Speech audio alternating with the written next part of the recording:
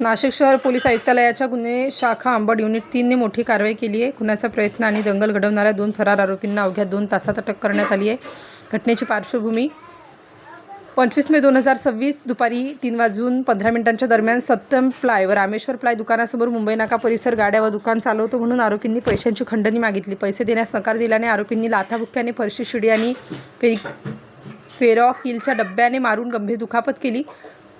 मुंबई नाका पोलीस ठाण्यात गुन्हा रजिस्टर नंबर 248/2026. अटक केलेले आरोपी गुप्त बातमीदारामार्फत मिळालेल्या माहितीनुसार दत्त मंदिर सिन्नर सद्गुरू हॉटेल जवळून खालील आरोपींना ताब्यात घेण्यात आलं. 1. चेतन सुभाष गडवे, वय 26 वर्ष, राहणार डॉ. बाबासाहेब आंबेडकर वाडी, नाशिक, पुणे रोड. आशिष शरद जगताप, वय 28 वर्ष, राहणार डॉ. बाबासाहेब आंबेडकर वाडी, नाशिक, पुणे रोड. आरोपींनी गुन्ह्याची कबुली दिली असून त्यांना पुढील कारवाईसाठी मुंबई नाका पोलिसांच्या स्वाधीन करण्यात आले आहे. स्टार न्यूजसाठी मोहसिन पठाण, नाशिक.